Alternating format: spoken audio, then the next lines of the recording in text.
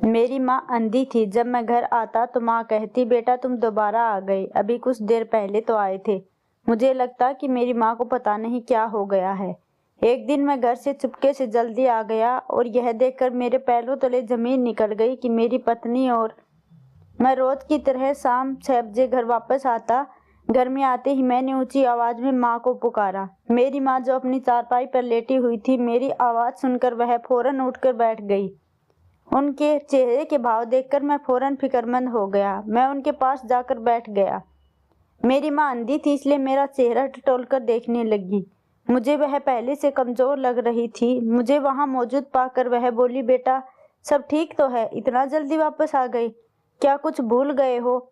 माँ की बात सुनकर मैं उनकी तरफ हैरानी से देखने लगा। मैं तो सुबह 9 बजे घर से निकलकर अब वापस आया था। मैं उनके पास गया और उनके माथे को चूमकर बोला, माँ मैं तो सुबह का गया, अब घर आया हूँ। मेरी बात सुनकर वह चौंक गई और झट से बोली, नहीं बेटा, अभी कोई आधा घंटा पहले तुम मेरे पास बैठकर बातें कर रहे थे और फिर पायल से बातें करके तुम किसी काम से बाहर निकल गए थे। मैं हैरानी से माँ को देखने लगा। आखिर वह कहना क्या चाहती थी? तभी मेरी पत्नी किचन से खाना लेकर बाहर निकली और दुखी सी होकर कहने लगी, सुनील आप ही समझाइए माँ जी को, मेरी तो यह बात नहीं सुनती। अभी यह तीसरी बार उनकी पसंद का खाना बनाकर ला रही हूँ, अब आप ही नहीं समझाएं, बार बार भूल जाती हैं, कहती हैं कि तुमने कब मुझे खाना के लिए पूछा। वह तो सुनील है जो मुझे खाने के बारे में पूछ लेता है।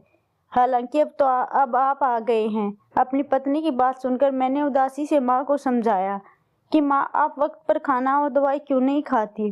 इतनी अच्छी और ख्याल रखने वाली बहू आपको मिली है, इसके बावजूद आप अपना ख्याल नहीं रखती।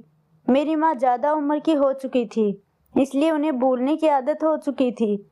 मेरी माँ कुछ देर के लिए खामोश हो गई और फिर बोली कि मेरा दिल तुम्हारे हाथों में खाना खाने को चाह रहा था, बस शायद इसलिए मैंने बहू को मना कर दिया होगा, मुझे याद नहीं। माँ की बात सुनकर मैं मुस्कुराया और उन्हें खाना खिलाने लगा। मेरी माँ की आंखों की रोशनी खत्म हो चुकी थी।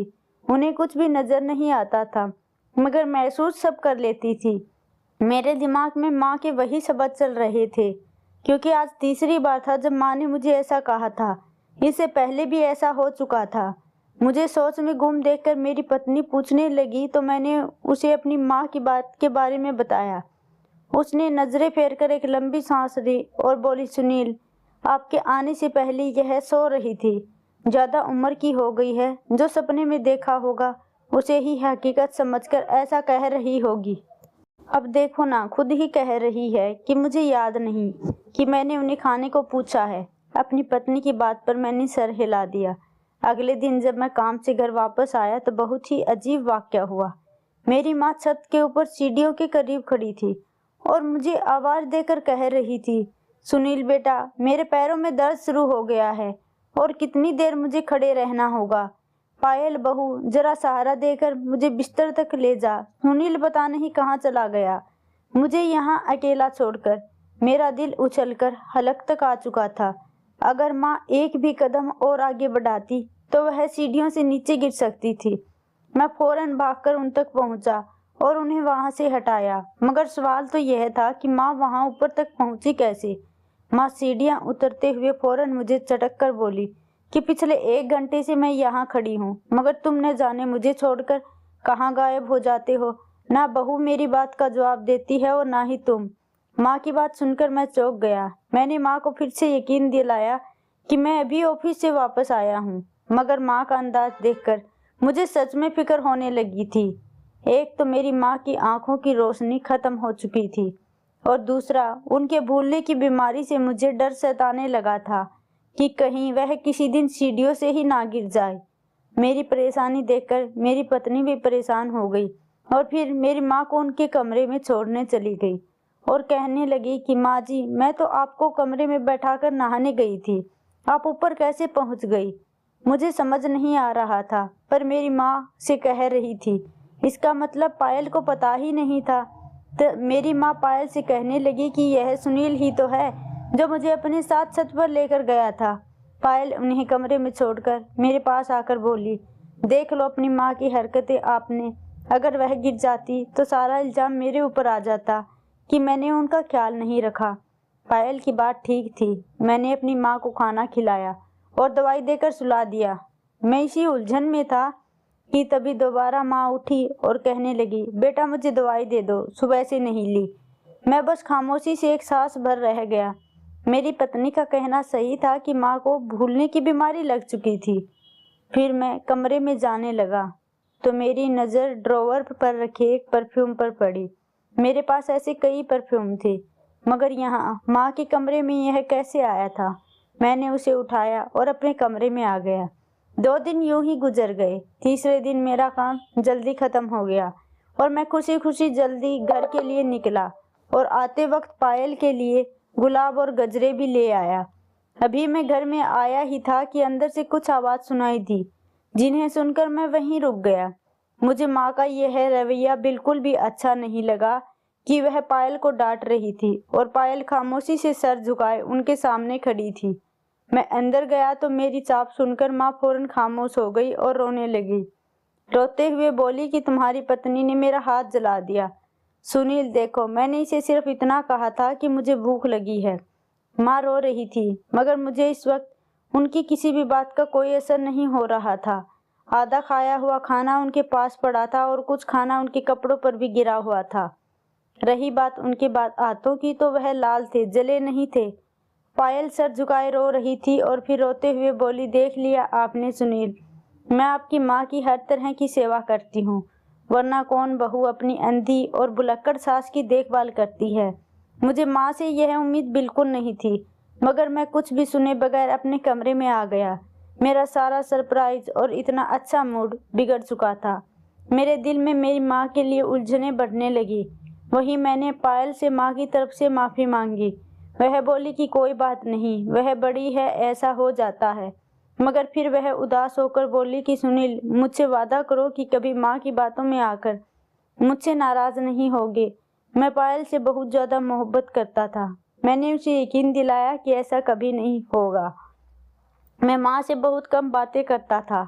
सुबह बाहर जाने से पहले उनसे मिलकर चला जाता और रात को थोड़ी सी बात करके सो जाया करता था। मगर उनका व्यवहार अभी भी वैसा ही था, जो अक्सर मुझे सोच में डाल दिया करती थी। एक शाम को जब मैं वापस आया तो मेरी माँ मुझे बोली, बेटा तुम इतना जल्दी मुंबई से वापस भी आ गए। माँ की बात पर मैं मुस्कुराकर बोला कि आज फिर आपने सपना देख लिया। मेरी इस बात पर वह खामोश हो गई और कुछ नहीं बोली। कुछ सोचकर बोली कि नहीं बेटा, सपना तो नहीं था। तुम मेरे सामने बैठे पायल से बात कर रहे थे कि तुम आज रात मुंबई जा रहे हो। जैसे ही लौटोगे तो कुछ दिनों के लिए पायल को घुमाने लेकर जाओगे। माँ की इतनी लंबी बात पर मैं सोच में पड़ गया कि यह सपना था या हकीकत। मैंने तो ऐसा कुछ नहीं कहा। फिर मैं हंसकर माँ के पास जाकर बैठा और कहा कि माँ, और क्या क्या कहा था मैंने।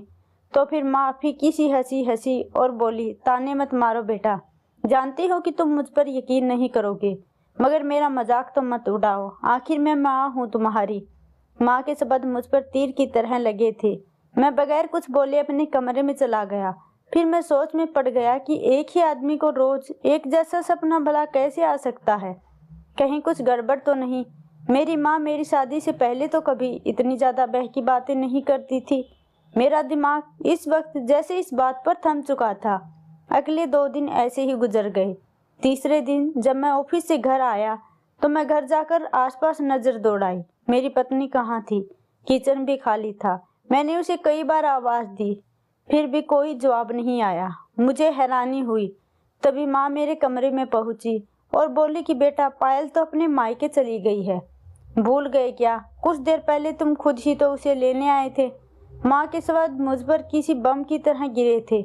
मैंने घर में मौजूद दूसरे मोबाइल से पायल को कॉल मिलाई, जिसके बाद पायल ने फ़ोन उठाया और बोली कि उसकी माँ की तबीयत बहुत ख़राब थी, इसलिए मैं फ़ौरन अपने मायके चली गई। अब तो 2-3 दिन वहीं रहूँगी। उसके रहने से मुझे कोई एतराज़ नहीं था, मगर माँ की बात मेरे दिमाग में घूम रही थी। कुछ दिन पहले उन्होंने कहा था, वह आज सच हुआ था। क्या इसमें कोई हकीकत भी थी? मैं समझ नहीं सका। मेरे दिल पर पत्थर पड़ चुके थे। मैंने और कुछ सोचना छोड़ा और खामोशी से अपने बिस्तर पर सो गया, यह सोचे बगैर कि मैं तो बाहर से खाना खाकर आया था, मगर मेरी माँ अभी भी भूखी ही थी। 2 दिन यूं ही गुजर गए। आज पायल को मायके से वापस आना था। मैं खुश था, मगर इस बात से अनजान कि आज का दिन मेरी जिंदगी का सबसे बड़ा दिन होने वाला है। मैं आज काम से जल्दी छुट्टी लेकर घर आ रहा था कि मेरी गाड़ी दूरी पर ही थी। मेरी पत्नी पायल किसी लड़के के साथ गाड़ी से उतरी और वे दोनों घर के अंदर जा रहे थे। मेरा दिमाग बिल्कुल सुन्न हो चुका था। यह लड़का ना उसका भाई था, ना कोई रिश्तेदार। मैंने बहुत मुश्किल से खुद को संभालते हुए खामोशी से घर के आगे खुले दरवाजे के अंदर का दृश्य देखा। मेरी माँ किसी से बात कर रही थी और वह आदमी हूबहू मेरी आवाज में उनसे बात कर रहा था। मेरी माँ उससे पानी मांग रही थी।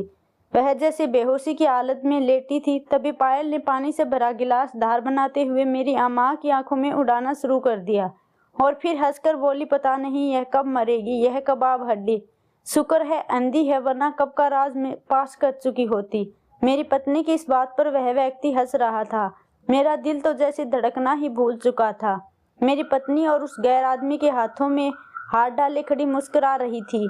मेरे दिमाग में आंधी चल रही थी कि मेरी पत्नी मुझसे इतना बड़ा धोखा कैसे दे सकती थी। मैंने यह कभी नहीं सोचा था। मैं फौरन घर में गया और उस व्यक्ति को गिरेबान से पकड़कर मारने लगा।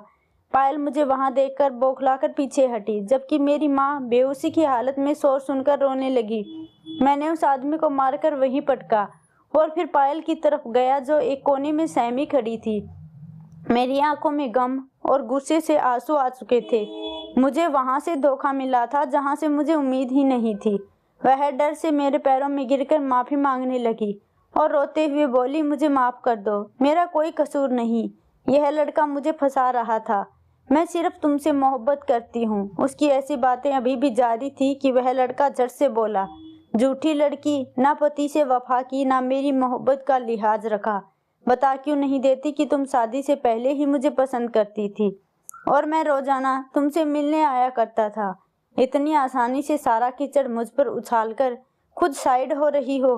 डर से पीला चेहरा लिए पायल मुझे देखकर रो रही थी, जिसकी वजह से मैंने अपनी माँ पर शक किया। तुम इस काबिल नहीं रही कि अब मैं तुम्हें थप्पड़ मारकर अपना हाथ गंदा करूं। तुमने मेरी माँ को सताया है और मुझे उनके खिलाफ किया है। मैंने अपनी पत्नी को उसी वक्त घर से निकाल दिया और वापस आकर अपनी माँ को पानी पिलाया और फिर उनके कदमों में गिरकर उनसे माफ़ी मांगने लगा कि मैंने उसकी बातों पर यकीन नहीं किया, जबकि हर बार वह मुझे सच बताती थी। माँ ने मुझे अपने करीब बैठाया और मेरे आंसू पोंछते हुए बोली, बेटा, मैं तो तुम्हारा घर बचाने के लिए कितने दिनों से खामोश थी। तुम्हारी पत्नी मुझे पता नहीं कौन सी दवा देती थी, जिसके बाद मुझे लगता था कि सर हवा में घूम रहा है। मैं बहकी बहकी बातें करने लगती थी, लेकिन वह बातें सच होती थी। वह मुझे बता रही थी कि पायल उन्हें पूरा दिन भूखा रखती थी, मगर हाँ, तुम्हारे आने से पहले मेरे सामने खाना जरूर रख दिया करती थी ताकि तुम्हें शक ना हो। और वह आदमी मेरी आवाज़ निकालकर मेरी माँ से बातें करता था। मेरी माँ को मेरी पत्नी जबरदस्ती नींद की दवा खिलाती थी। फिर मेरी माँ कहने लगी कि मुझे तकलीफ उसकी बातों से नहीं, बल्कि तुम्हारे रवैये से होती है। वह तो पराई थी, मगर तुम तो मेरे बेटे थे। फिर भी मेरा दिल दुखाते रहे। माँ की बातें सुनकर मैं उनसे माफ़ी मांगने लगा और फिर उन्होंने मुझे सीने से लगा लिया। कुछ ही दिनों में मैंने पायल से तलाक लेकर उनसे हर रिश्ता ख़त्म कर लिया और माँ की देखभाल करने के लिए एक नर्स को रख लिया।